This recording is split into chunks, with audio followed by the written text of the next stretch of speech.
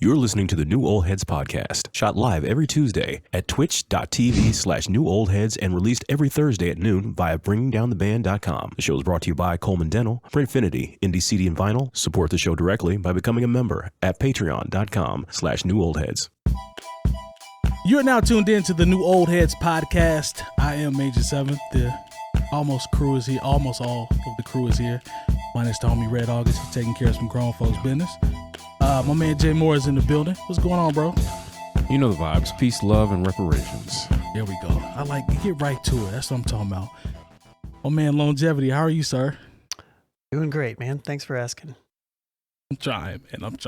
I'm trying. I like when you give me the soul comments, but we'll work on it. You know, it's one of those things with like when you do the live production stuff. You know, we talked about it before show. It's like my mind is in so many different things at the same time. So like, I try my best to not say what are we talking about, but you know, sometimes it's like when you're wearing 6 hats on a live show, that kind of changes your perspective. Looking for interns. Yeah, you know, hit us up. We might come be intern with the New Old Heads. Get y'all some food stamps or something. We're out here. You know, we're getting about don't stop promise them all us. that. Yeah, yeah. I'm doing too much. I ain't up with the food stamps. Share some food stamps with me. Okay. Yeah, I mean, we're doing some numbers out here. You know. Man, Jay Moore. Let me make sure to take care of my brother real quick. My man DJ Jay Diff. What's happening, man? I'm only just sitting here, you know. Yeah, I apologize. Make sure you take care of my brother. You good? Well. Yeah. Okay. Sipping on some tiny wine. Well, you know, I saw you screwing in. Yeah. Movables, portable wine. So I feel you. Yeah. You know what I'm saying? Yeah. All that. But no, we definitely did some numbers on TikTok. Jay Moore made a lot of people mad as it relates to Kid Rock, and if I'm not mistaken, we did over 500,000 and counting. Is it higher than that? Or like 700,000? Yeah. Oh, we're at 700,000 on that one. No, with all of them. Yeah. With all of them. Yeah, we had one that did almost 500,000. Another one did 100,000, and then a whole bunch of medium thousands. I don't know. The Kid Rock culture vulture is what set the one that set everything off, right? Yeah. That's the one with this probably 5 and some change. That was a big one. Yeah, about 2 of them. Okay, because I know Jay Moore, you know, usually when Jay Moore makes people mad, it usually goes pretty well with the numbers. So yep. He's not doing it on purpose. He's just, no. I mean, like, look, I look. We're a show, and we've been doing this for a long time, almost 300 episodes. I can ask the question and put it out there. If somebody says, you know, they love Public Enemy and Run DMC, and now I see him in a Confederate flag, you know, and that's their get down now, you know, what was the change? What made you go from listening to PE to rocking a Confederate flag? We got to ask these questions. Like, what were you really doing in the culture that whole time? I'm just trying to understand why people are so upset of the term culture vulture, and they don't know how to use it properly. That's probably why they was mad. Yeah, that's what it is. I think it's a good educational moment for some people. True. And if they choose to take it. Yeah. And if they choose to take it, it was a great learning moment if they choose to get the jewels. And there were tons of people that were like, you know, I like the way that you explained it. You know, like because the way that you did explain it was super clear. It was super to the point. It was aggressive to, you know, obviously. I mean, that's what it is. You know, but it is. You rock a Confederate flag, you know. I mean, what do you expect? You know, so Yellow Wolf, you know, I didn't have time to talk about him.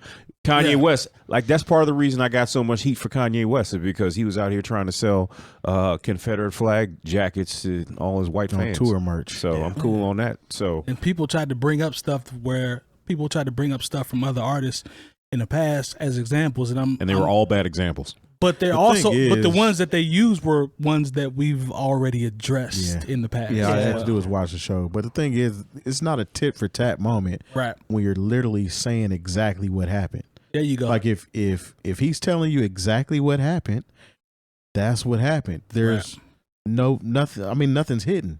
Yeah, there's 100%. Not every fact has an alternative side to it. Some things are just facts. Yeah.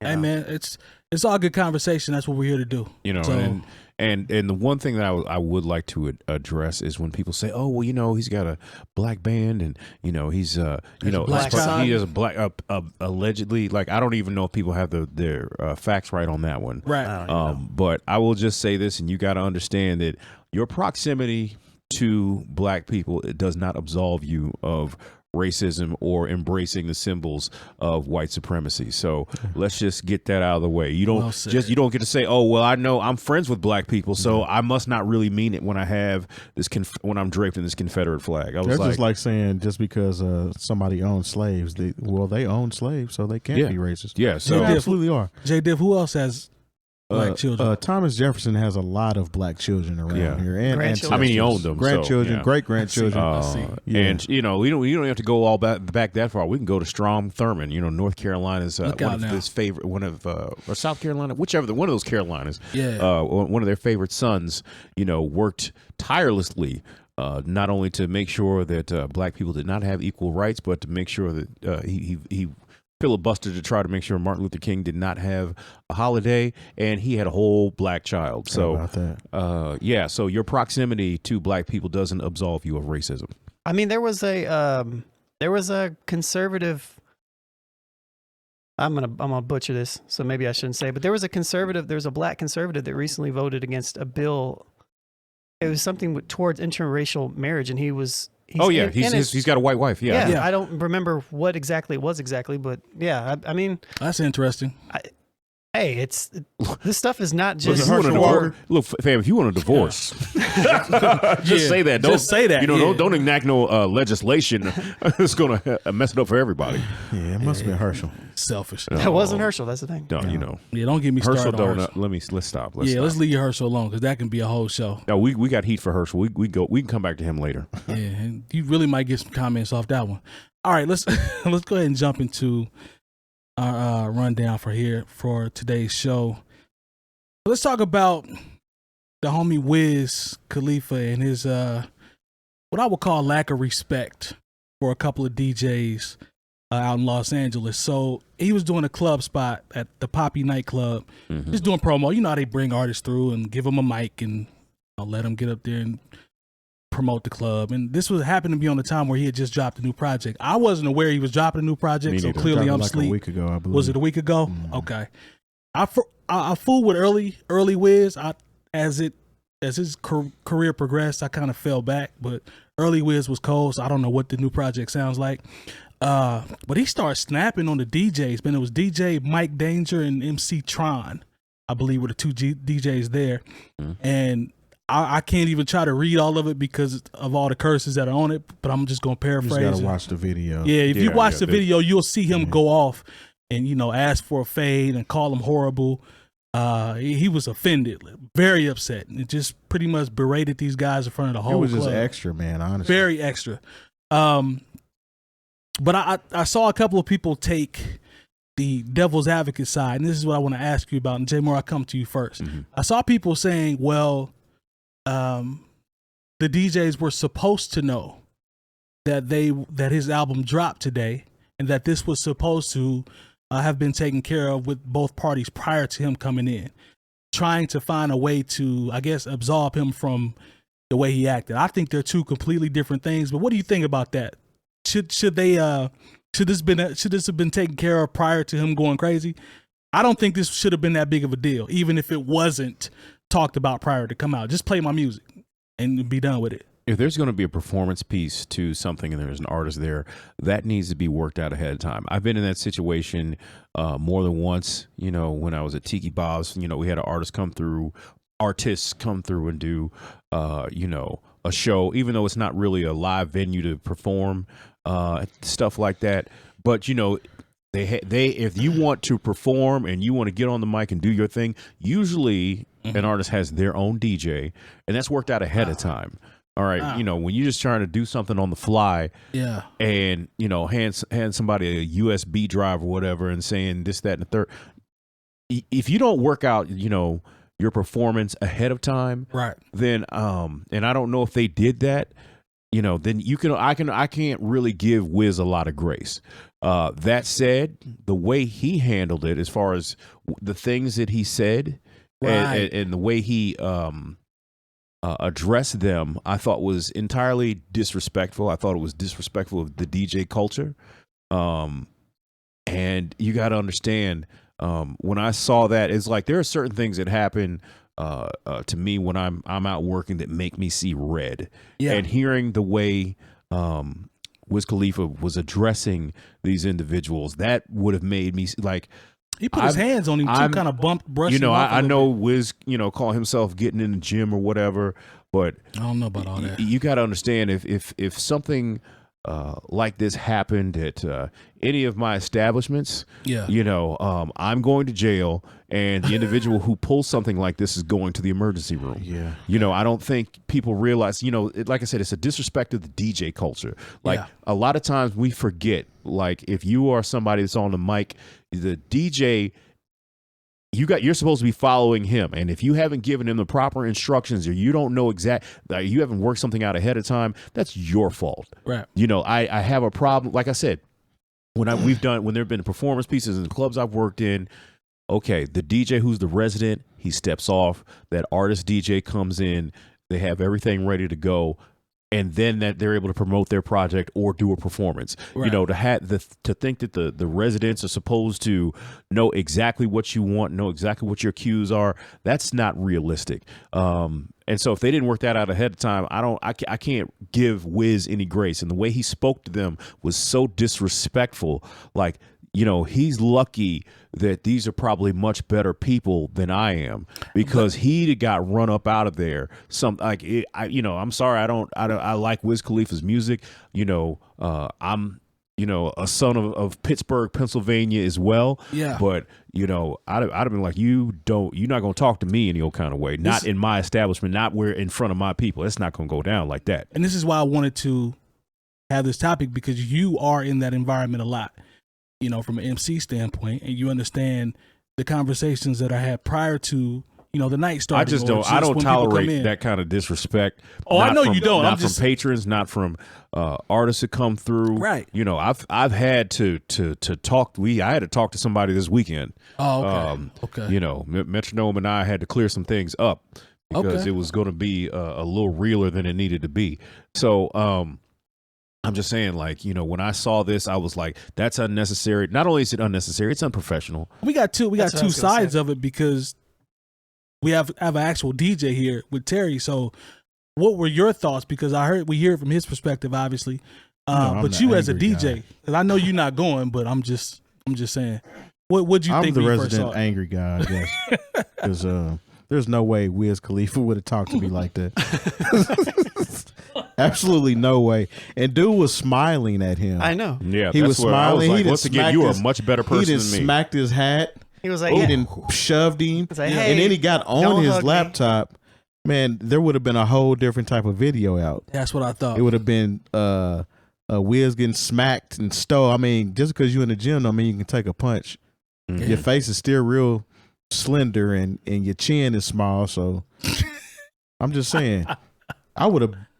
I know. I can't say what I wanted to. I know. I keep forgetting we have two different sides of our show. If you want to catch the pro show, yeah, you might hear the actual. But nah, man, there's no way I'm letting Wiz Khalifa talk to me like that, man. And that's not in front of my people. Not in front of my people. Nobody would have heard nothing from Wiz Khalifa that night. I would have literally closed my laptop up and dared him to say something to me.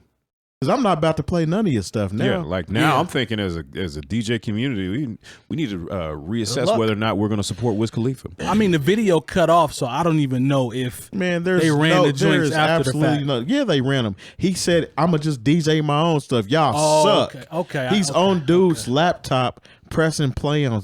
I didn't watch that. Nah, man. Okay. There has to be respect is learned, earned, and given. Now, it depend on where you catch me at.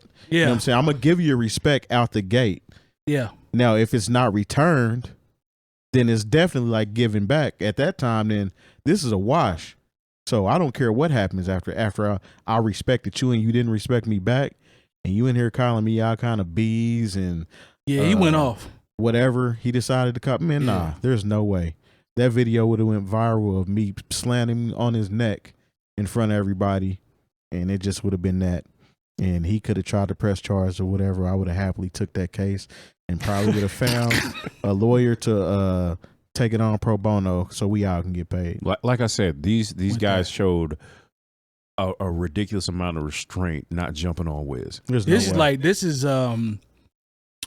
Chris Rock level restraint. Like they did a good job considering. No, they didn't do a good job. You don't. Well, I know what you're saying. I'm just saying for restraint purposes. Because what that man, you got to understand what that looks like in your city. Like it looks awful. Even the time where Juvenile was here disrespecting the DJ. There's no way that should have went down. I agree. Now the last incident when Trick Daddy or somebody was here, I remember that they did what was supposed to be done. Yep. Nah, you ain't about to talk to nobody here like that. This is our city. You can go ahead and get up out of here. That's how every one of those events should end. If it don't end in fisticuffs, we need a local trick here. Something. Because now you can't just get up there. I mean, you're literally disrespecting the city that you're in because you don't even live here, and you come in here talking to everybody that's actually from here like that. Nah, that don't fly, man. You think, Long?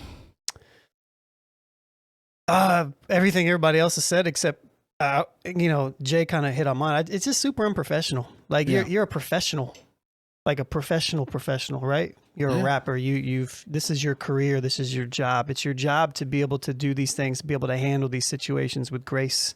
Mm. It's your job to be able to know what's going on. It's if you're going to be hosting or you're going to be doing whatever, I don't care how big you are, you're a performer, you're an entertainer. This is what you're supposed to be doing. So it just makes, to me, at the end of it all, no matter what happens, he looks bad, period. Long, let me try this. Smooth Hoosier said, if they fight, they mess the bag up for themselves. I think he's speaking to the DJ, speaking as it relates to the DJ. All money ain't good. I would have much rather taken the loss of that money and had the video of me whooping dude all over the net. I mean, because that would have led to more money later on. But that's the thing. Like, who's really saying that they would actually lose money off on that gig, anyways? Like, I would gladly take that chance. I'm not even thinking about the bag at that point. Right. Yeah. No, this is the thing. If something like this happened, they try to disrespect me or Metronome and I, trying to use my correct there you go, sentence structure, or any other DJ that we have as a guest at Take That Tuesday, and somebody thinks they're gonna come in and pop off real fly, I'd rather the viral moment be we don't take any disrespect in here. Yeah, you think you can disrespect up in here, you're gonna see what time it really is in Indianapolis on a Tuesday night. And there's a thing between you have not only the bag that is actual money, but then you also have your social respect aspect of it, your social value, your social currency, if you will. And so there's two levels of that. I'm with Terry from a standpoint of that said video, what we talked about. It's going to pay dividends later. Yeah, it's going to pay dividends. It'll even itself out. And it's also going to establish what Jay Morris said about, be cool when you come to Nap or when you come to wherever. Whatever city. Don't go to any other city and think that you can just, that you have enough hits or have enough cachets and artists to where you can you feel like these people are less than you, so you can speak to them in that manner. No, that's not going to go down like that. Yeah, people need to get for real. You didn't bring enough people with you to take on a whole city. I don't care if you got all your homeboys with you. It's just not going to go like that. Yeah. It's just dumb. It's just dumb, man. It's not a good look. It's not a good look. You're actually losing fans based on that. And he looked like he was feeling himself, like he was absolutely it was the feeling vibe. himself. Like I'm doing a good thing right here. He was feeling himself because there was no aggression put back towards him. Agreed. Like literally none. Agreed. Look, I'm actually paid to know these things. I didn't know Wiz Khalifa had new music out. I didn't either. So I'm not trying to, and that's not me trying to diss, but like it's not a diss. I go through every week to see new music so we can see if we can start, moving some things around in the club and freshening up the sound of what's going on. Man. Until this story, like this has been promo for him because, like I said, I had no idea Wiz Khalifa had new music. Well, he got what he wanted. You ain't had a track played in the club since probably Black and Yellow. Don't do that long. I mean, he probably had a few. After that now, but he had the song. Has he though? Like, I mean, he had a couple joints he had the after song that from now. the Fast and Furious movie. I wasn't playing that in the club. I mean, no, sad. I figured he done had a couple joints though that would be joints y'all would run, right? I've been plenty of nights and ain't ran no Wiz Khalifa. No, I mean my favorite Wiz Khalifa is Cushion Orange Juice. Yeah, that's the era too. I'm talking about. When he was putting the mixtapes out, he couldn't miss for a while there. So that's That's the Wiz I'll fool with. But hey, either way, he got us talking about his album. No, we're not talking about it. No, we're not. We don't even We're know not what it's talking about called. it. I don't know the title. Hey, Terry, you're right. I have no idea what it's called. And just off of respect for the DJs, we're not going to mention it Yeah, if I'm we not knew it gonna anyway. Fair enough, Lone. I stand corrected. All right, We need to put together a DJ coalition to go around and serve all these people that's been disrespecting the DJs lately, because I don't like that at all. Trick. A couple people need That brother be they getting neck results. run. You can't go into Detroit. Yeah, Trick be getting results. Yeah, Rick Ross scared of Detroit, ain't he? Well, That's what they say. So yeah, Trick be getting them results. Now he had to. I think Rick Ross apologized. He knew better. Well, smart man. Yeah. there you go. All right, man. Let's go ahead and get to out to the chat too. I see y'all some kind of good comments in there. Let's go ahead and go to the next topic and talk about what was I gonna call her? I call her Mrs. Carter. Call her by her name. Or Beyonce. Yeah, thank you. Make it real easy. Yeah, That's easier. I was trying to do too much. yeah. She's been in some hot water about a lyric, and I actually saw before we got started that, if I'm not mistaken, on IG, the lyric has been removed, as well as our next topic that we're going to talk about, but I'll wait on that. But Beyonce dropped the album called Renaissance, which I've yet to listen to. I don't know if anybody has I ran a little bit of it. a little bit of it. Okay, Lone, I know you haven't. It's a better dance album than that Drake. I'm not surprised so by far. that. Yeah, I'm When not I surprised. first listened to it, I was like, "There's nothing." But then I was like, "Oh, Church Girl is gonna go." Mm-hmm. Oh yeah, that's one of them ones, as they say. That's one of them ones. How many joints on there? Is it 16-ish? No, it's not that long. Okay, yes, But it's a first part of a trilogy of Beyonce albums. So Joy. Well, that's gonna work. So, shout out to OK Player. It says one heated lyric from left Beyonce fans offended after July 29th release of her 7th album entitled Renaissance. On the 11th track, which is entitled Heated, while rapping in a Jamaican, what's that, Terry? Patois. Thank you. B included the word spaz doing a verse where she rhymes spazzing on that ass, along with B the heated, which was produced by Boy Wonder, one of my favorites, Jahan Sweet, and I don't know who, Nino and Seven. I know Seven Thomas, but either way, shout out to them. But following the release, there were a couple of tweets that popped up. I want to read one of the tweets from a fan on Twitter. It says, "So Beyonce used the word spaz in her new song, Heated. Feels like a slap in the face to me, the disabled community, and the progress that we tried to make with Lizzo. Guess I'll keep telling the whole industry to do better until is it '𝗎𝗱? Did I say that right? ableist. That's why I got friends. Slurs disappear from music. Your mama ain't feeling your commentary today. English, man. I'm thinking my mama look bad. She raised me right too. She's an English teacher. She's not feeling it. I went to at all. middle school with my mama, man. Mike would be standing up on the wall all the time. Man, I would. You know, you stupid. You know. cleaning erasers when you go home this weekend. My mama gonna be like, I taught my boy better. Sorry, mom. I'm struggling right now. What do y'all think about this, man? Is this going to be a reoccurring thing? I know this is not necessarily hip hop, but do we see this happening more in other genres? Because I know Jay Moore's shaking his head already. Which part though? Like changing it? Yes, like the pressure. Because Lizzo changed hers. I know Lizzo changed hers, but we haven't really seen, unless I'm mistaken, we haven't seen this necessarily creep into rap just yet. I mean, it's so easy to just go back and change it now because things aren't pressed and sent out. Agreed. Yeah. So by the time Dude, I've done it before in the past. you get it, yeah. You know, by the time you get the physical copy, it'll already be switched out. This is literally over the weekend, but I don't know. I've heard spaz, and if I'm offending anybody by saying that, I'm sorry. I wasn't aware. And I didn't know it was a bad word, just like I didn't know more it of was a UK thing. Okay. Well, this is America. Nah. Come on, man. Yeah. Nah. We'll get some more comments. I understand if it's offending a demographic or whatnot, then as an artist of their stature, it's probably best to go ahead and remove those words from their lyrics because, I mean, they're worldwide. They are worldwide. They're major artists. Yeah, so Great. I mean, they tour stadiums, they play in Wembley and things like that and of that nature. So I mean, it's it's definitely smart on their part when we're talking about appeasing their fans and getting the bag.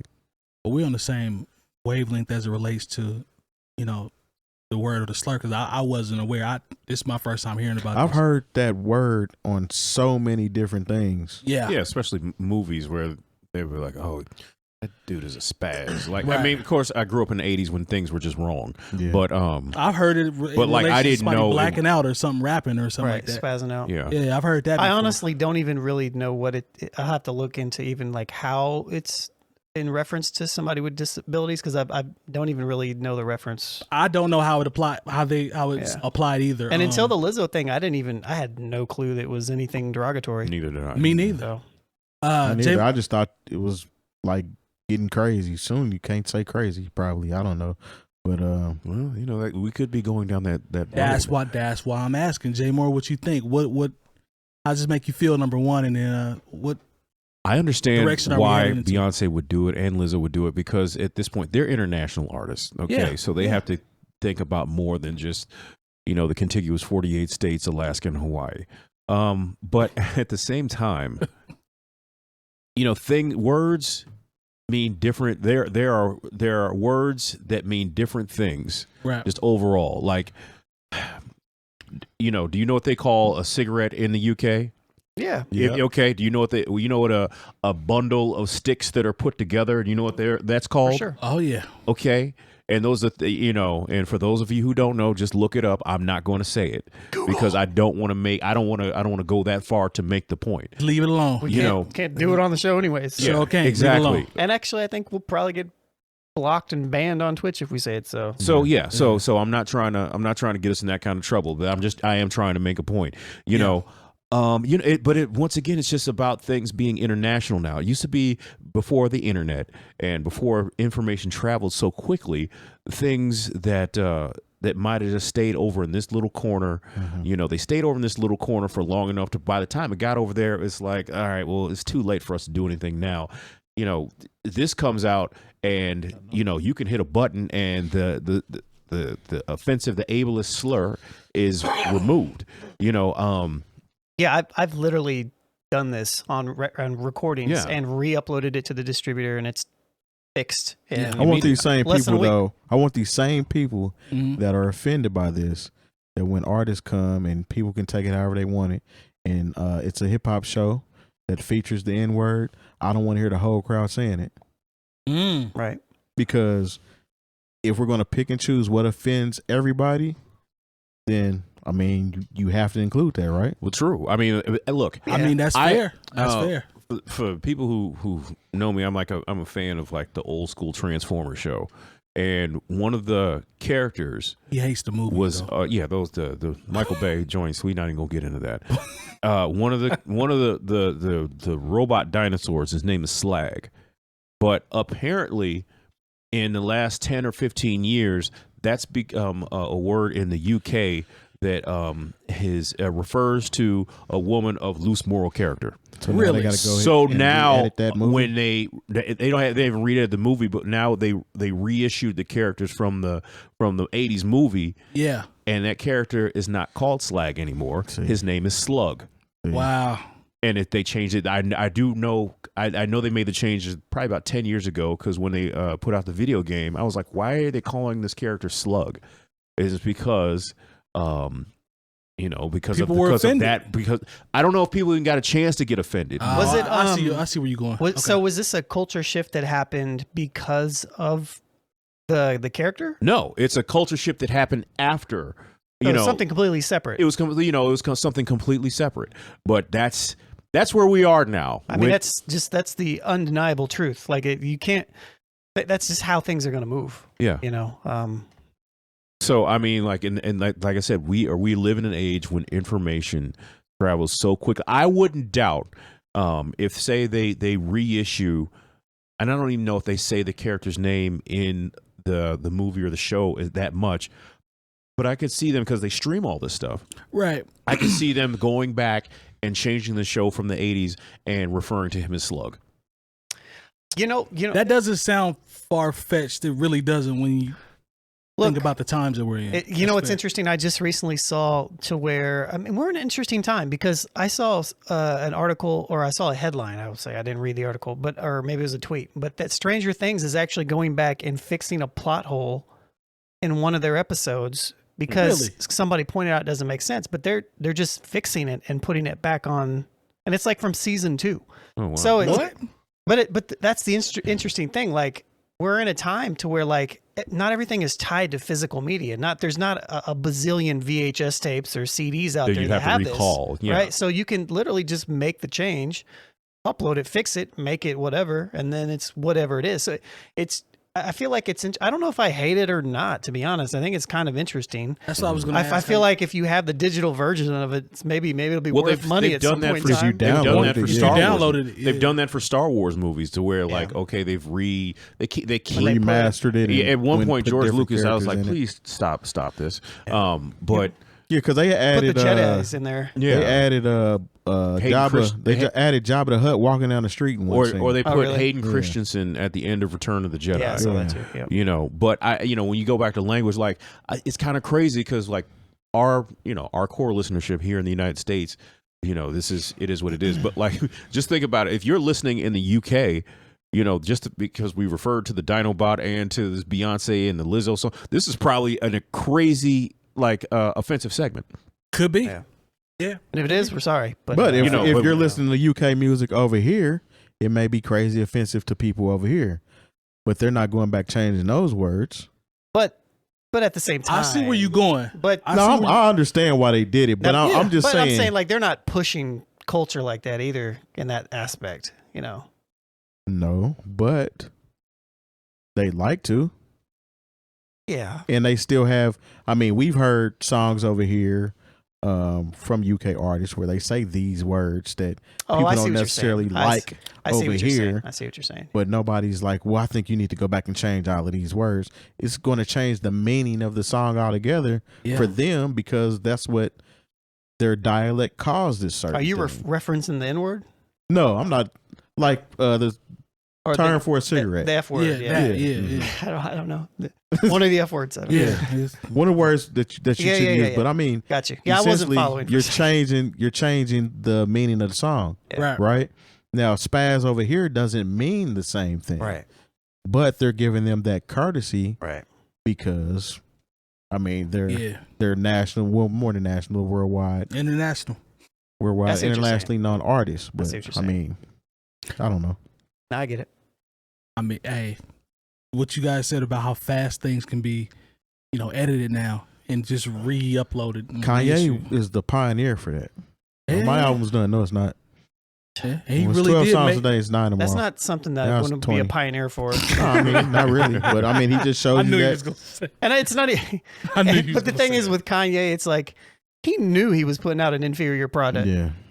Other people are just like, yeah, culture's changed. Maybe I should switch something up a little bit. Beyonce will never drop an inferior product. Kanye was smart enough to know that my fans will eat up whatever I do, so I can turn this into something. Oh, they'll buy and a that's stem exactly player what and he all did. that. Exactly. So he knew what he was doing when he did that. Great guy. So yeah. All right, man. Long. Can we shout out our partners real quick? Sure. Thank you, sir. Thanks to our partners. Dr. Coleman of Coleman Dental is our go-to dentist. He's a longtime Indianapolis arts and music supporter located right in Broad Ripple. Printfinity is a screen printing shop based in Indianapolis, owned and operated by our own DJ Jay Diff. Our good friends at Indie CD and Vinyl operate one of the best record stores in North America. Shop new and used in their site or visit them in person. And the best way to support the New Old Heads is to visit our Patreon and become a member for as little as $3 a month. All details on newoldheads.com. Welcome back. Shout out to our partners as always, man. We appreciate the support. Look forward to growing those relationships, as I always say. So salute to you all. Shout out to the chat as well. They cutting up in there on that last topic. I see a couple hilarious comments in there. DJ Cruz, I see you. All right, let's go ahead and get to this third topic. So Kelis is upset. I think it's been everything's been. Is she? Oh man, Kelis is upset. She's mad. We got that sound bite. We got you mad? We got it, but it'd take me a second to get there. All right. So apparently she was sampled twice. You big on man. Yeah, she's big mad. There we go. Oh, you put the laugh at the end. Okay. She's big mad because she got sampled twice on Renaissance. Pharrell didn't call. Label didn't call. Yes, they just went ahead and chopped it up and used it.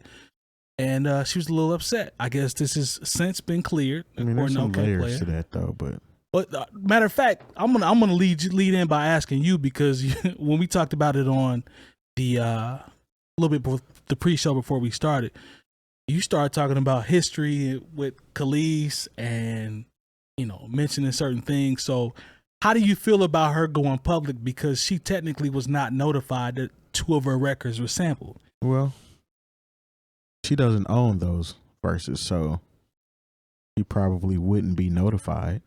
Okay. So there's that. Okay. I'm not saying. Does she own nothing? That's my question. From my understanding, I think Pharrell has ownership of a lot of that stuff. A lot. That's kind of different, because Pharrell is fighting for rights for artists, and this is one of his artists, and he owns all of her material. Just talked about Mace last week. Here we go. We just had the conversation, and Mace actually gave that young man $750,000 as well. So after the fact, yeah. But we're talking still about, owns his masters. Yeah, but the deal's not as bad as it seemed like it was. Yeah, definitely not as bad as he seems. Yeah, but with Kelis, I mean, we know Kelis has a storied past of, I can't even say the word. We just had a whole segment about the word I can't say now. Yeah. Of going off. Going off. There we go. Thank you. Of going off the deep end on certain things that may not be as big as they are or seem to be. I want to thank her for putting the battery in Nas's back to create an incredible album. Life is Good, based on his relationship with her. And she took him to the cleaners over their child, but that's neither here nor there either. That album was very good. Yeah, very good. But Kelis doesn't own any of her masters, and they are Pharrell's. And I understand her being mad at that. Now, you can give her that, right? I give her that. Okay. But at the end of the day, what kind of relationship does her and Beyonce have? Are they friends to the point where, I'm going to call you and talk to you? Does Beyonce actually know that Kelis was featured on or sampled on that song? Because I didn't hear it. I don't know if y'all listened to the song. I haven't listened. I couldn't find the sample after I listened to it. Now, this song was Milkshake, right? Was that the one, or what song did she? Apparently, that's the one. Yeah, that's the one that was supposed to be shut. Now, since it has been removed. Yes. Yeah, they took it off. They took it off, but so she could have actually eventually got something off of it, but now the song is probably gone. not. Because if the ownership is layered how you said, he still might not have really ate off of it if they continue to rock with the sample, she might right? not, but I mean, it probably kind of looks good that your name is written as a co-writer on a Beyonce track. Yeah, but she probably passed that, bro. Like that would be more of a, if I'm in my early 20s and I got a writing credit with Beyonce. You see what I'm saying?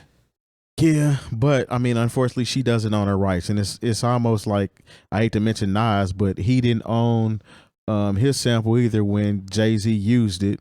Yep. And he kind of used that against him when they were going back and forth in their rap battle. Searchlight Publishing. Right. So I mean, it's just a matter of knowing or owning your masters, essentially. Yeah. And it's not her fault that she was young and signed a record deal and doesn't own her masters. But I don't think the fault falls within Beyonce. You know what I'm saying? Yeah. I think it's kind of whack to point fingers at her like, well, she should have called me up. I mean, this is Beyonce we talking about. I mean, she did, she definitely put Beyonce in the forefront, but she was dragging Pharrell too, though. She clarified it. Yeah, like in her video, she clarified. She said, "Look, I still feel like." Essentially, she said she feels like she should have gotten a call or something if her stuff's going to be used, but she made it clear that her issue was with Pharrell. Okay. Yeah, I mean, Beyonce was obviously pushed out to the front because it's her album, but she did really go in on Pharrell. Now I understand her qualm with Pharrell. Yeah. If she doesn't own her music, I mean, the same thing we just talked about with Mace, right? And Diddy. Do you hear what she said about Chad Hugo? Nah, what she said? I didn't. She had said a couple videos. She said, and it was one of the videos. She said, and Chad, he doesn't have a spine. It's amazing that he can even keep his head up. Oh wow! What? Chad. And mind you, I don't dislike Kelis. I think Kelis is a dope artist. Yeah, all right.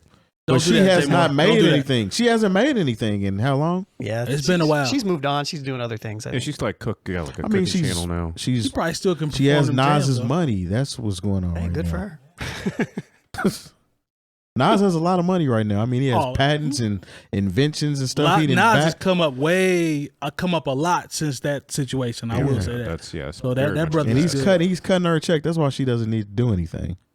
But that's neither here nor there. Lone, I didn't see. I saw one of the. I believe there's two. I didn't see the part where she mentioned him not being able to hold his head up. That's crazy. Yeah. So, and I think that's in reference to who owns the song. Yeah. You know, and she was essentially, I mean, she clowned Chad, but she's really kind of focusing it towards Pharrell. You're not ever getting your rights back now. You talk Khrysis, friend. Jay Moore, talk to me, man. He gonna sell her stuff to somebody 100%, 100%. Jay Moore, talk to me, man. Is there anything that we've missed? I don't think there's anything that we've really missed, but you just got to understand, man, when you don't own 100% of what it is that you create. Yeah. You know, I don't. Did Beyonce call up Twinkie and the rest of the Clark sisters, you know, and say, "Hey, can I use this?" Well, because you know they don't own all that. You know, the thing is, if it's clear between the lawyers and the people who own the rights and everything is taken care of on the back end, then honestly, I know it's messed up that so many young artists are taken advantage of, and they just sign something so they can get a little piece of money and a little piece of fame, and then they realize 20 years later, oh, maybe I should have read my contract. It seems to be the most tried and true part, repetitive thing that happens in the music industry. But you know, I'm just also one of those people who's like, why do you think they're going to ask you for permission and try to get the heads up with you? Because like, if you see how these artists clear samples, they don't hit up the artist and be like, hey, is it cool? Like they hit up if the artist doesn't own.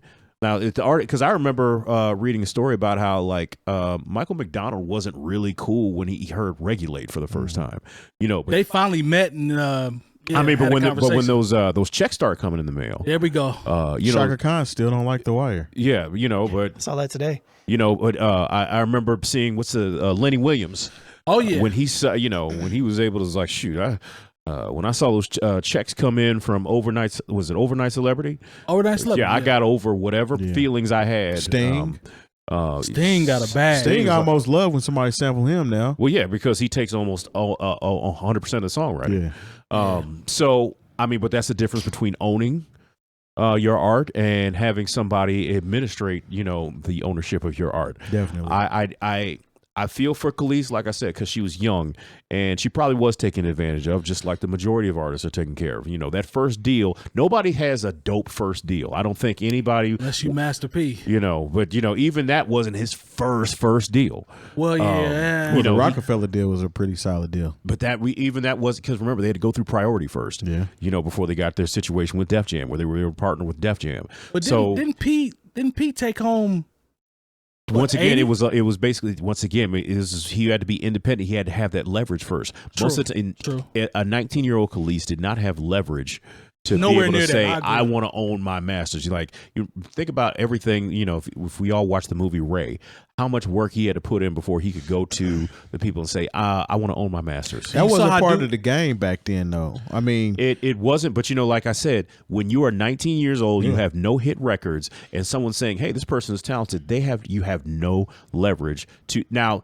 Sometimes you just never know if you go in and ask for those things and you actually have a little bit more and somebody has schooled you to the game. I know everybody talks about how I bring up Ice-T, but Ice-T had an incredible first deal with Warner Brothers, you know, and he was, you know, he was managed by William Morris, and he talks about this ad nauseum, but, you know, I'm not going to get into all that. But a lot of times people have, you know, you don't know these words that are on this paper, and it's something that lawyers have trouble deciphering sometimes. You know, but they just wanted a deal at the end of the day. Back then. And I'm just, who am I to blame them? And I'm just saying, and I know, right? You know, Lone as an artist, you know, say somebody, you know, heard something that he did, and then they wanted to sample it. Now, mind you, you know, he owns what he does, so they'd have to go ahead and clear it personally through him. there's most artists in this industry when somebody samples you, like unless you're like Stevie Wonder or Aretha Franklin, like those people turn samples down because Aretha Franklin, I remember, would not clear anything that had curses in it. Curses, whatever. Stevie Wonder, I remember the original version of Me and My Bee off of Ready to Die had a Minnie Riperton sample in it, and it was a song that Stevie Wonder wrote. He heard all that cursing and was like, nah, I'm not clearing that. So you had to have like the original Big Mac cassette to hear the original version of that song because it wasn't on the retail version of the album. So what you're able to control once you're an artist that winds up being sampled, because this is the wild thing now. People they're sampling the 90s, and now we're getting to the early 2000s of people getting sampled. Old when I hear 90s samples. I heard there's this It almost girl. seems like it's too early. It does, but it equates to the same amount of time. It equates, that Is we it the were same amount when of we were time? listening to songs. Actually farther. The stuff that was being sampled was about the same time. That's 20 to 30 years ago.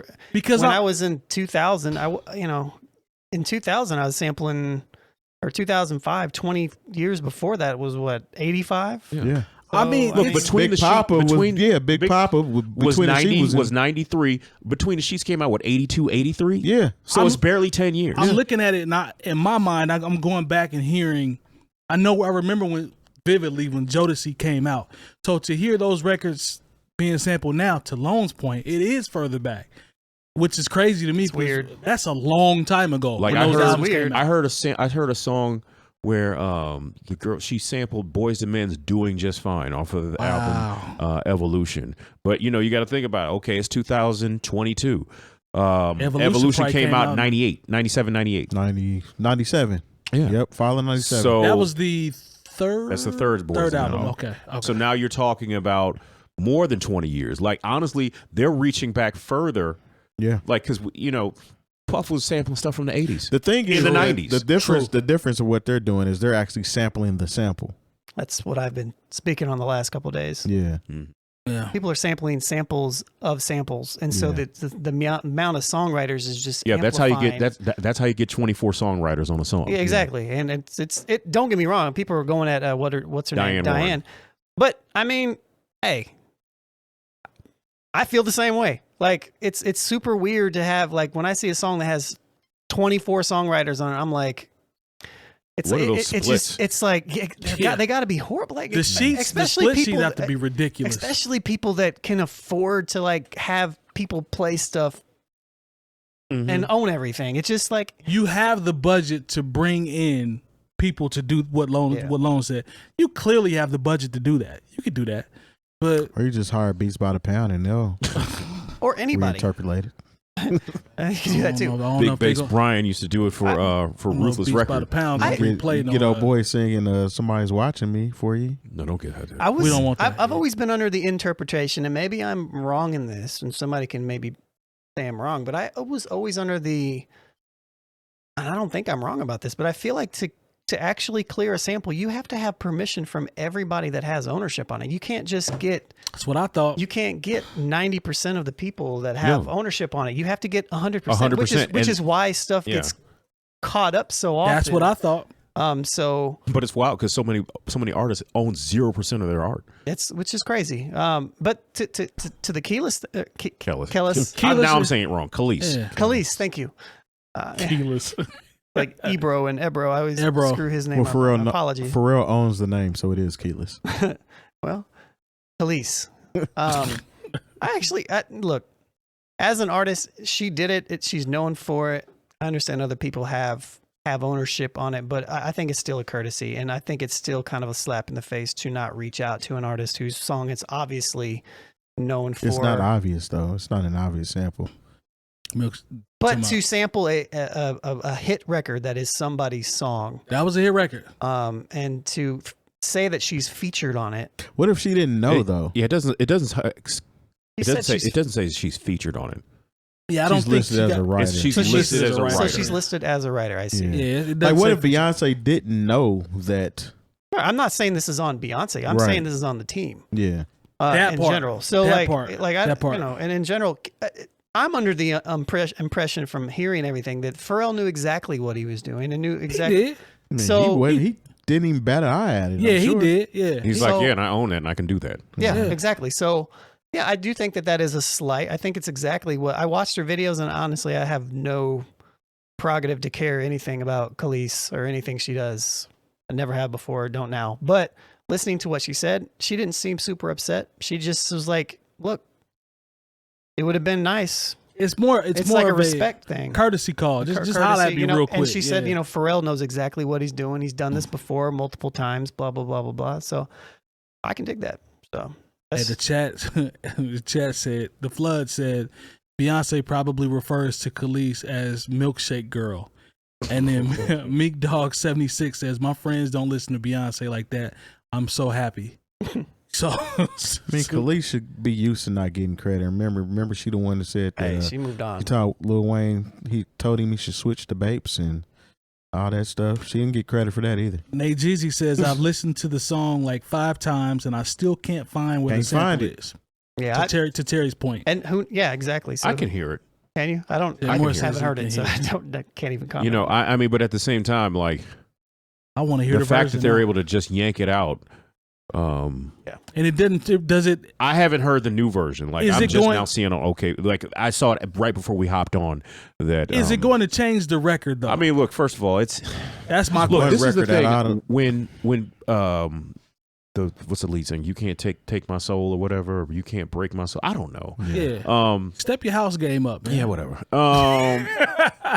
The thing is, like, they're saying, is the Crystal Waters sample, but like somebody, really dug deep into it. Is like, that's the remix of on the video version. Like, that's not actually the version that's on any of the pressed up versions of, like, and so like they really just said, look, it sounds close enough to what people remember that we're just going to go ahead and credit her to save us from having to deal with the lawyers. Smart, which is smart, you know what I'm saying? But smart. Because people they're going to, a Beyonce record, I guarantee you somebody like I this is completely off, but like somebody said, like Will Smith said, I get sued around 50 times a year. Just because I'm Will Smith. Yeah, I believe that. People want that money. Yeah, and so like Beyonce's she's a big enough star to where she's probably already been sued 20 times behind this album. We just don't know about it. It's not going to make super big news, but there's going to be somebody be like, "Oh, that one lyric, I wrote this in 1987, and it's too similar, and I want some points off the record or $20,000, and I'll be quiet." Like that's just how. That's just how this works. That's why why you keep lawyers on retainer once you get that rich. I'm gonna give you another example. With Uptown Funk, Bruno Mars pays Trinidad James for saying "Don't Believe Me, Just Watch." He didn't reach out to him and tell him. He just got the sample cleared and added him as a writer. He owns the song. He gets paid. And I ain't heard Trinidad James say he's not complaining because he gets paid every time. When that song won a Grammy, he got a Grammy as well. Sure did. So I mean, if you salute to Bruno for doing that. If you got your stuff together, then everything's gonna fall in line. It's not worth it. Some people is like, all right, I'll give him a half a percentage of songwriting just so we don't have to go to court. All he said was, "Don't believe me, just watch." And I knew exactly we knew exactly where he got that from.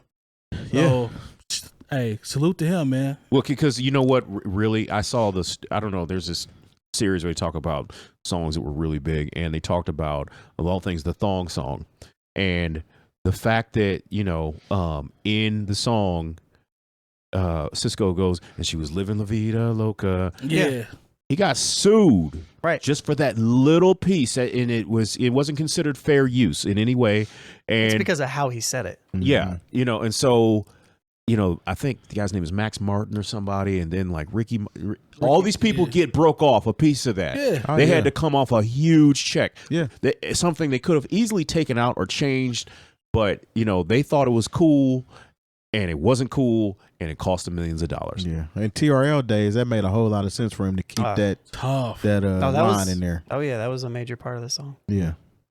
All right, man. Let's how we looking, Lone, for 5 minutes, so we can do one. I got Khrysis pulled up if you want to do it. I think Khrysis is next. Yeah, let's do Khrysis. Yeah. All right, so we know Khrysis, Jamla is the squad. Jamla is the squad. Fam has been active since 2003, and he has a very lengthy production career. He was on the Chillin' circuit with Lil Brother. Had a joint with Master Ace on the Long Hot Summer. I remember that project. Rapper Big Pooh, Away Team, a lot of Lil Brother Minstrel Show. One of the best songs on the Minstrel Show, if I'm keeping it a buck. Watch Me, right? Yep, he produced that. That was my ringtone back in 2006 or 7. And it's a Jackson 5 sample that he flipped very well. Are you snitching? I mean, telling. He probably paid his dues though. Yeah. Somebody cleared that mug. Maybe not. Maybe I am snitching. Sean Price, Monkey Bars had heat. He got a joint on there. Definitely had heat. Who am I missing? I'm trying to go out. Smith & Wesson. I'm trying to find some more stuff that might be. Shout out to Ken Starr. Little Brother Get Back. We're still like 2010. That's 2000. Yeah. Trying to go down. Did a whole project with Add 2. Yes, he did. That EP was fire. He's worked with Mac Miller. Mac Miller. He produced. He did work with Mac Miller. Good call. One of my favorite. He's got a song with Blue, Fonte, Will.i.am, and an Evidence called "For Whom the Bells Toll." Yeah, that is a great song. Slum Village. Rhapsody. Yeah, there's the Mac Miller joint, 2011. Fonte. Yep, great album. Torre. GQ. A lot of in-house. Planet Asia. Quali until 2013. Add 2 and Khrysis. Yep. Let's see. Some more Skyzoo and Torre. More Quali. Black Thought, Streams of Thought, Volume 1. Murs. Conway the Machine. From a King to a God, that album was nice. Five Dog's last album that came out, he's on there. Dude is very active. He's consistent too. Yeah, those are some of the artists. We know his work. We know he had an EP with Elzhi. They go by Jericho Jackson. Project I don't. Me personally, I don't need reminding about. Yeah, Khrysis is a fool. We can go ahead and jump into this one. So I know Lone, you got it queued up. Let's go with influence, impact on peers and upcoming producers. 5. Yeah, that's low. Yeah, unfortunately. Yeah, I'll give him a 5 on that. I'm gonna go 6. But I think 5. We're about right. Yeah. I think we're all about right. I think Jay said 5. I said 5. Yeah. Versatility. How versatile are Terry? 5. I had 6 long. Versatility. How versatile are the hip hop records? I give him a 7. Yeah, 7 easy.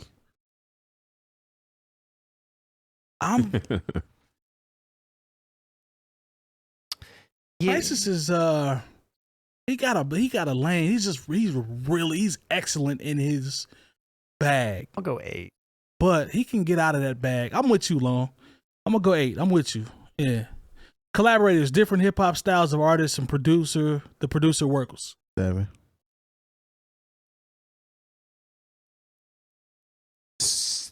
8. Give an 8.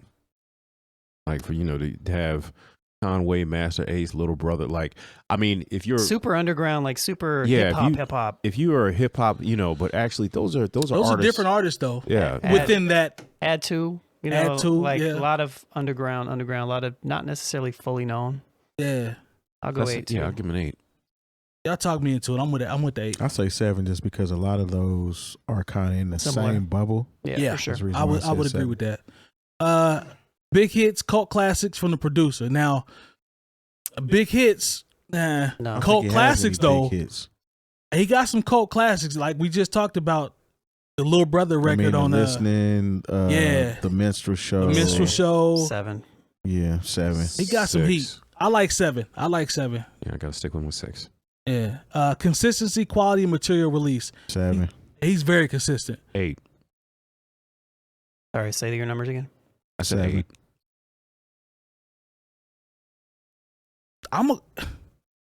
Bam is consistent, man. I'm gonna go 9. Khrysis don't miss that much. If he misses at all, I think he's very consistent. Nah, you're right. I rarely see him miss. I give him an 8. I'm comfortable with a 9 on that one. Yeah, I will too. Body of work. How great is the overall body of work for the lane that he's in? Is good, man. It's good. I'll give him an 8 there too. Yeah, I like 8. Yeah, I'm gonna go 8. I'm trying to think if I don't like any Khrysis. There's nothing that he puts out. I think he's the best producer they have. In the Jamla camp, definitely. I just think he's the best overall. I think he's the most versatile. He's most consistent. Let's start some trouble.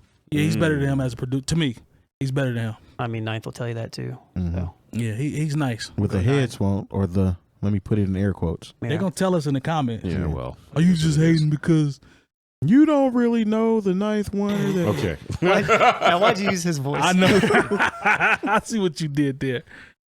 My artist. Final product. How often are the songs great from their beats? Fam. I give him an 8. I got to give another 8 Fam there. is, he's solid, man. I like an 8. I'm with the 8. I'm going to go 8 too. Melodic elements and or samples. Samples, original stuff. He nasty with those. Stick with 8. 7. I'm going 8. Yeah, I'll do 8 too. Drum programming. Hey, his drums slap. I'm gonna go 7 there.